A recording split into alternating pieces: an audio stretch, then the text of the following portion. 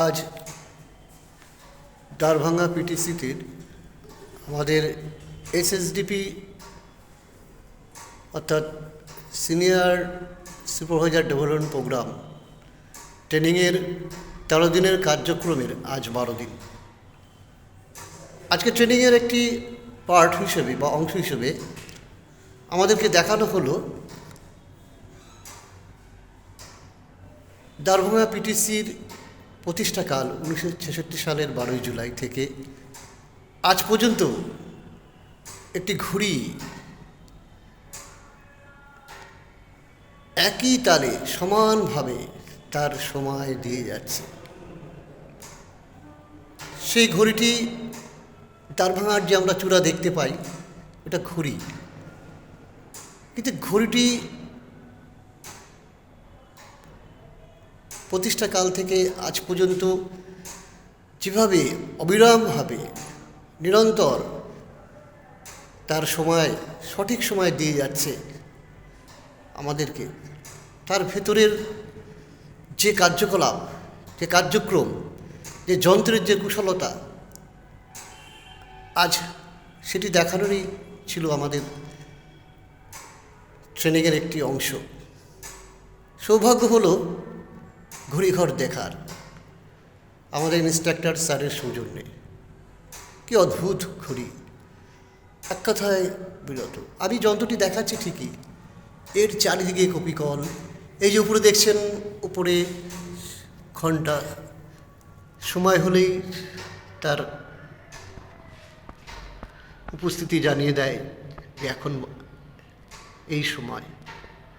প্রতি ঘন্টা অন্তর সে জেগে ওঠে মানুষকে সজাগ করার জন্য। আর এই যে পেন্ডুলামটি দেখছেন, সে অবিরত দুলেই চলেছে, সময়ের তালে তালে সেও চলছে, এগিয়ে যাচ্ছে। অসাধারণ কার্যকলাপ, অসাধারণ কৌশল। ঘড়ি বাইরে থেকে দৃশ্যমান, কিন্তু তার ভেতরের অংশের যে ঘড়ির যে আমরা হাতে যে ঘড়ি পরি, মাঝে মাঝে যখন আমরা ব্যাক অংশটা খুলি, পেছনের অংশটা খুলি, দেখতে পাই যে অসংখ্য ক্ষুদ্রাতি যন্ত্র তারা কাজ করে ঘড়িটাকে ঠিক সময় দেওয়ার জন্য। আজ সেই অংশটাই দেখলাম দ্বারভাঙার এই ঘড়িঘর থেকে। এত সহজ নয় বিষয়টা, একদম শীর্ষ পর্যন্ত উঠতে হয়েছে আমাদেরকে অন্তত 300 সিঁড়ি পার করে। সেই সিঁড়ি কি মানে এই যে সিঁড়ি খানিকটা অংশ আমি দেখাচ্ছি আপনাদের, এই দেখবেন লোহার সিঁড়ি। এই যে সিঁড়িটা দেখছেন এটা লোহার সিঁড়ি, এর অন্তত 250 সিঁড়ি আছে, আমরা ক্রস করে উঠেছি।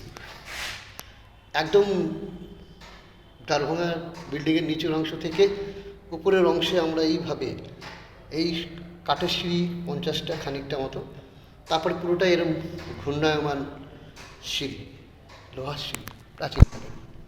যাই হোক, এই দুর্লভ বিষয়ের একটা সৌভাগ্যধারী হলাম যে এই যে ঘড়ি বাইরে থেকে দেখতাম, ঘড়িটা টাইম দিচ্ছে, বিষয়টা অজানাই ছিল যে তার পশ্চাতে কী কার্যক্রম থাকে, ঘড়ির পশ্চাতে কী কার্যকুশলতা থাকে, এটা আমরা দেখলাম। হয়তো কি খুব ভালো লাগলো।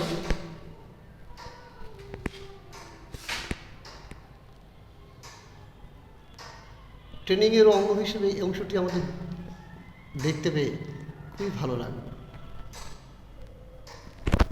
এখন আস্তে আস্তে ফিরে যাচ্ছি ক্লাসরুমে।